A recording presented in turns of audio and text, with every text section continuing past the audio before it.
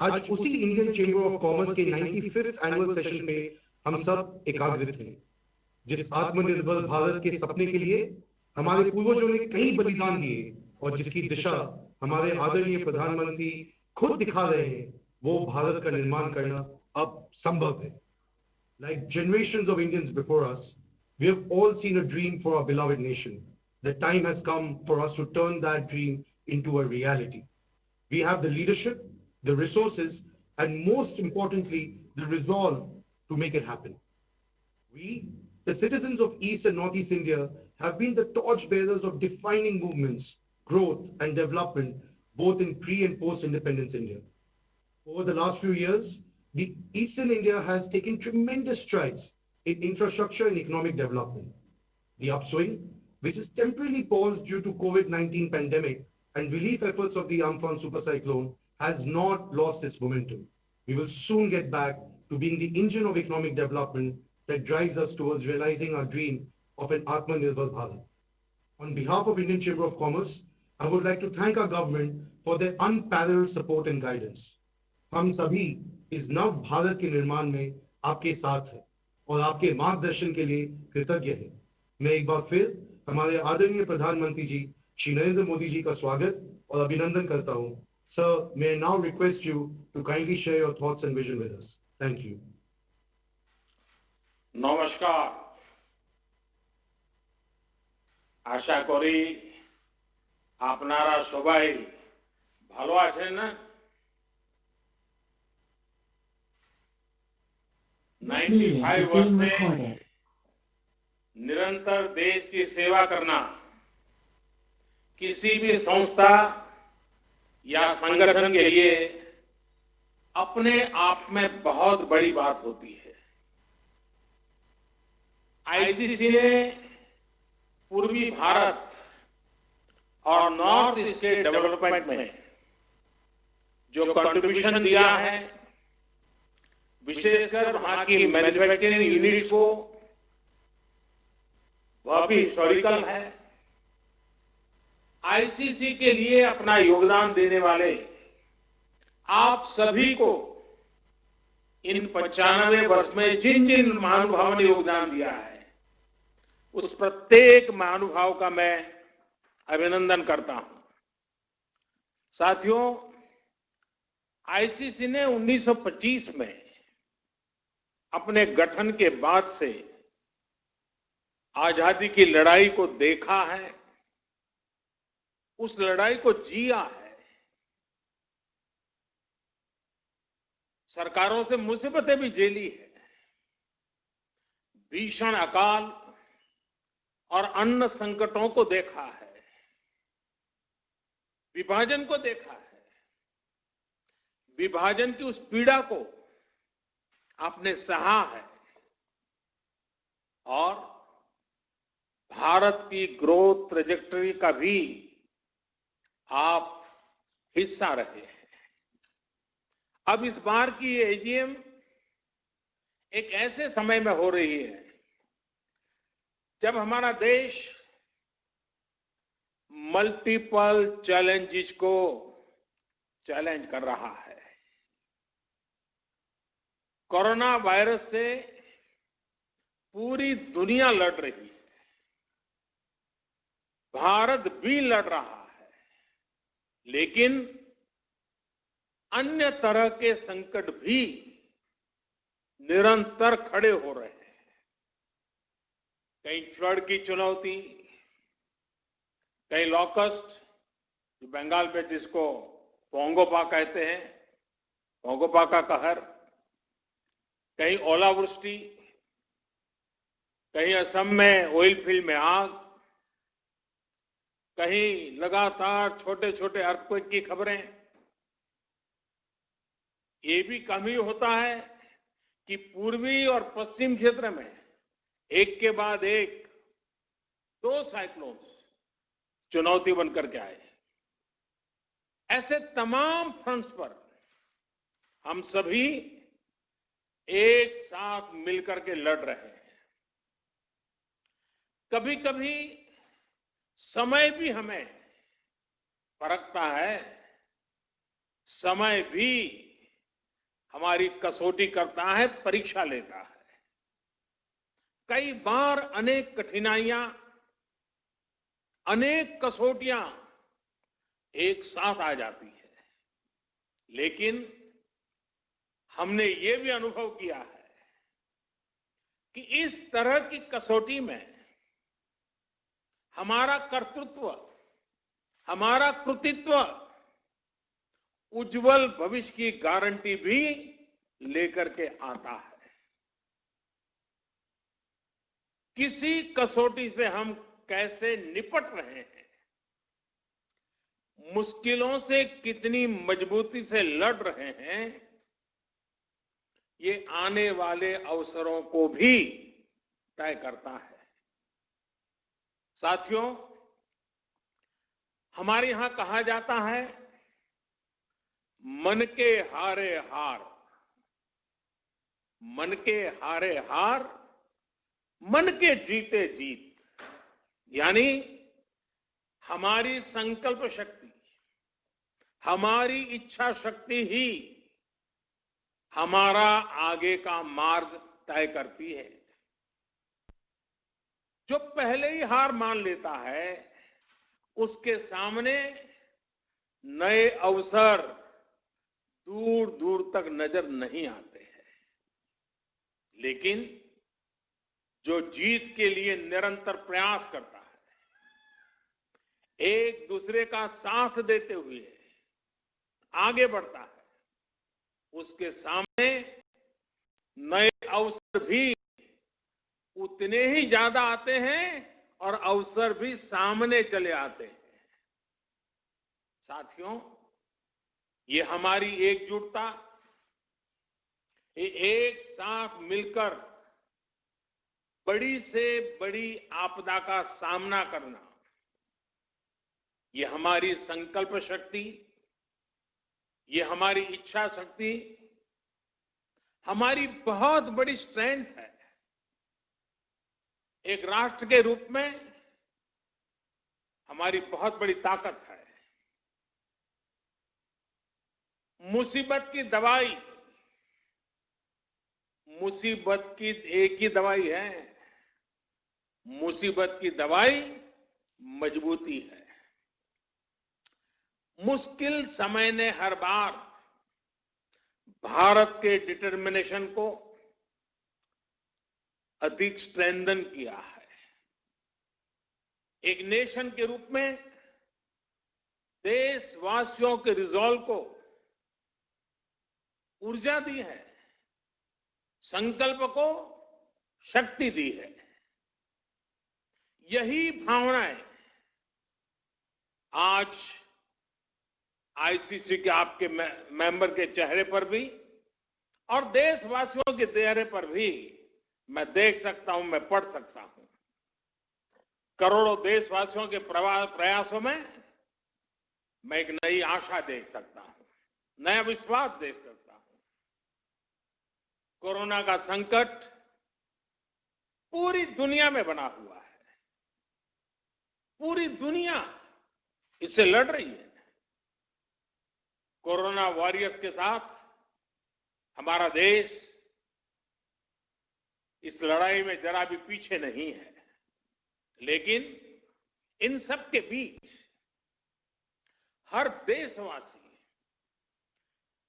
अब इस संकल्प से भी भरा हुआ है कि इस आपदा को अवसर में परिवर्तित करना है। इससे हमें देश का बहुत बड़ा टर्निंग पॉइंट भी बना रहा है। ये टर्निंग पॉइंट क्या है? आत्मनिर्भर भारत, सेल्फ रिलायंट इंडिया। आत्मनिर्भरता का, सेल्फ रिलायंस का ये भाव बरसों से हर भारतीय ने एक एस्पिरेशन की तरह जिया है।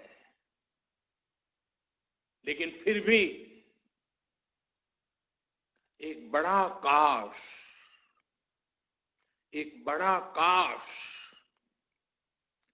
हर भारतीय के मन में रहा है, मस्तिष्क में रहा है। ये काश क्या है? काश हम मेडिकल इक्विपमेंट के क्षेत्र में आत्मनिर्भर होते। काश हम डिफेंस मैन्युफैक्चरिंग में आत्मनिर्भर होते। काश हम कोल और मिनरल्स के सेक्टर में आत्मनिर्भर होते। काश हम एडिबल ऑयल में, फर्टिलाइजर्स के क्षेत्र में आत्मनिर्भर होते। काश हम इलेक्ट्रॉनिक मैन्युफैक्चरिंग में आत्मनिर्भर होते। काश हम सोलर पैनल्स, बैटरीज और चिप मैन्युफैक्चरिंग में आत्मनिर्भर होते। काश हम एविएशन सेक्टर में भी आत्मनिर्भर होते। ऐसे कितने सारे काश, अनगिनत काश हमेशा से हर भारतीय को झकझोरते रहे हैं। साथियों, एक बहुत बड़ी वजह रही है कि बीते 5-6 वर्षों में देश की नीति और रीति में भारत की आत्मनिर्भरता का लक्ष्य सर्वोपरि रहा है। अब कोरोना क्राइसिस ने हमें इसकी गति और तेज करने का सबक दिया है। इसी सबक से निकला है आत्मनिर्भर भारत अभियान। साथियों, हम देखते हैं परिवार में भी संतान, बेटा हो या बेटी, 18-20 साल का हो जाता है तो मां बाप उसे सबसे पहले कहते हैं कि अपने पैरों पर खड़े रहना सीखो।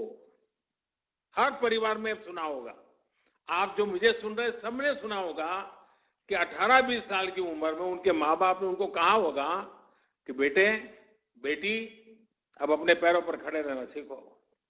एक तरह से आत्मनिर्भर भारत का पहला पाठ परिवार से ही शुरू होता है।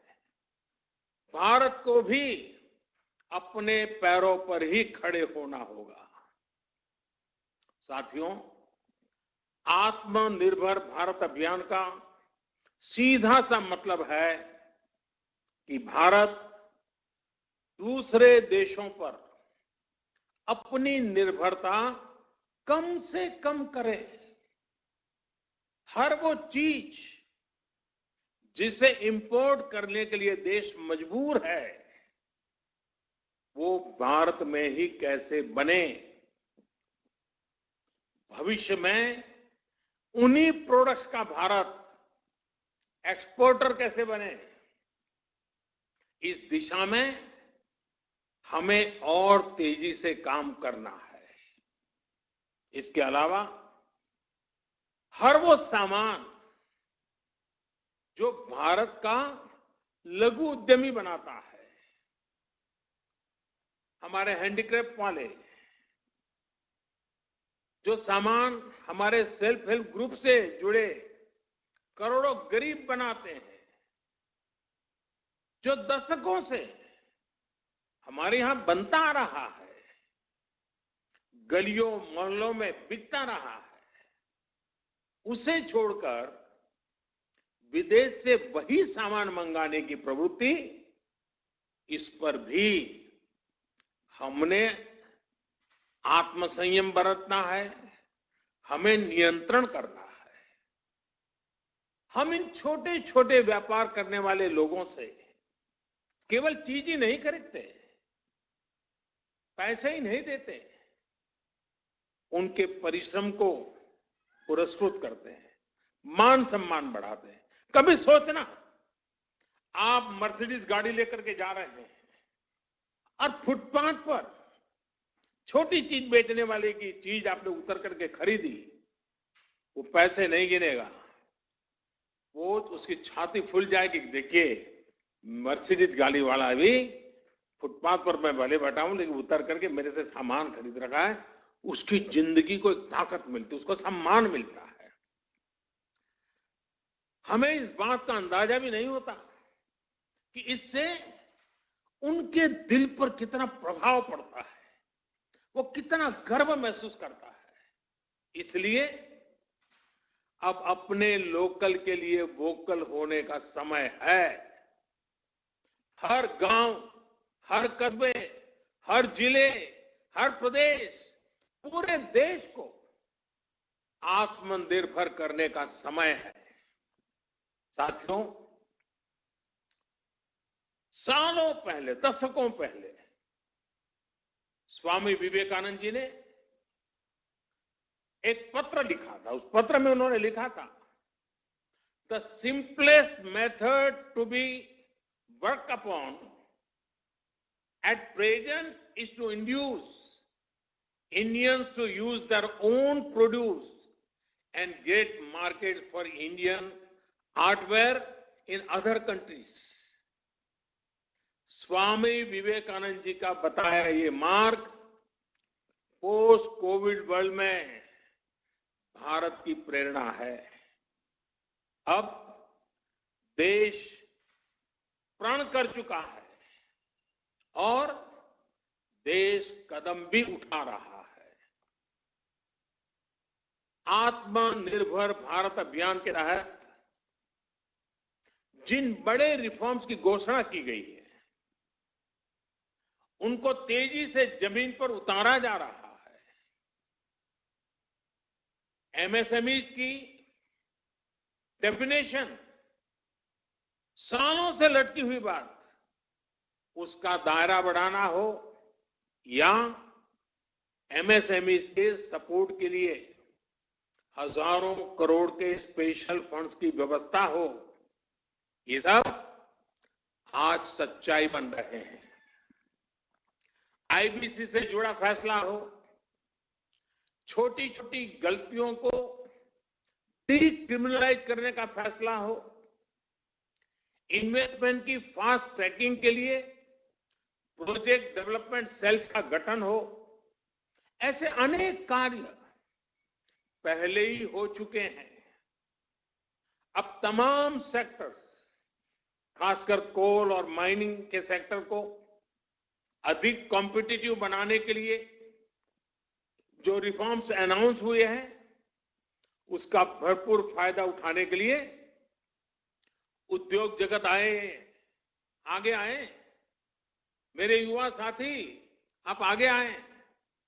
साथियों, किसानों और रूरल इकोनॉमी के लिए जो निर्णय हाल में हुए हैं, उन्होंने एग्रीकल्चर इकोनॉमी को बरसों की गुलामी से मुक्त कर दिया है। सच्ची आजादी किसानों को मिली है। अब भारत के किसानों को अपने प्रोडक्ट, अपनी उपज देश में कहीं पर भी बेचने की आजादी मिल गई है। चाहे एमएसपी का फैसला हो, उनकी पेंशन की योजना हो, हमारा प्रयास किसानों को सशक्त करने का है। अब किसानों को एक बड़ी मार्केट फोर्स के तौर में सहायता की जा रही है। साथियों, लोकल प्रोडक्ट्स के लिए जिस क्लस्टर बेस्ड अप्रोच को भारत में बढ़ावा दिया जा रहा है, उसमें भी सभी के लिए अवसर भी मौजूद है।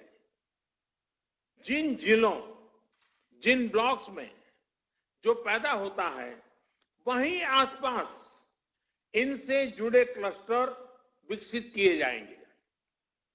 जैसे पश्चिम बंगाल में जूट किसानों के लिए पास में ही जूट आधारित उद्योगों को और मजबूती दी जाएगी। फॉरेस्ट प्रोड्यूस की अपार संपदा जुटाने वाले आदिवासी साथियों को उनके क्षेत्र में ही आधुनिक प्रोसेसिंग यूनिट्स उपलब्ध कराई जाएगी। इसके साथ ही बांबू और ऑर्गेनिक प्रोडक्ट्स के लिए भी क्लस्टर्स बनेंगे। सिक्किम की तरह पूरा नॉर्थ ईस्ट ऑर्गेनिक खेती के लिए बहुत बड़ा हब बन सकता है, ऑर्गेनिक कैपिटल बन सकता है। आईसीसी के साथ जुड़े आप सभी व्यापारी अगर ठान लें तो नॉर्थ ईस्ट में ऑर्गेनिक फार्मिंग बहुत बड़ा आंदोलन बन सकता है। आप उसकी ग्लोबल पहचान बना सकते हैं। आप अगर चाहें तो ऑर्गेनिक प्रोडक्ट को लेकर के ग्लोबल मार्केट पर छा सकते हैं। साथियों, आप सभी नॉर्थ ईस्ट, पूर्वी भारत में इतने दशकों से काम कर रहे हैं। सरकार ने जो तमाम कदम उठाए हैं, इनका बहुत बड़ा लाभ ईस्ट और नॉर्थ ईस्ट के लोगों को होगा। मैं समझता हूं कि कोलकाता भी खुद फिर से एक बहुत बड़ा लीडर बन सकता है। अपने पुराने गौरव से प्रेरणा लेते हुए भविष्य में कोलकाता पूरे क्षेत्र के विकास का नेतृत्व कर सकता है। आपसे बेहतर और कौन जानता है कि जब श्रमिक पूर्व के, संपत्ति पूर्व की, संसाधन पूर्व के, तो इस क्षेत्र का विकास कितनी तेज गति से हो सकता है। साथियों, 5 साल बाद यानी वर्ष 2025 में आपकी संस्था अपने 100 वर्ष पूरे करने जा रही है। वहीं वर्ष 2022 में देश की आजादी के 75 वर्ष पूरे होने जा रहे हैं। ये आपकी संस्था के लिए, आपके प्रत्येक सदस्य के लिए, आपकी कोई भी औद्योगिक इकाई हो या व्यापारिक इकाई हो, बेहतरीन समय है एक बड़ा संकल्प लेने का।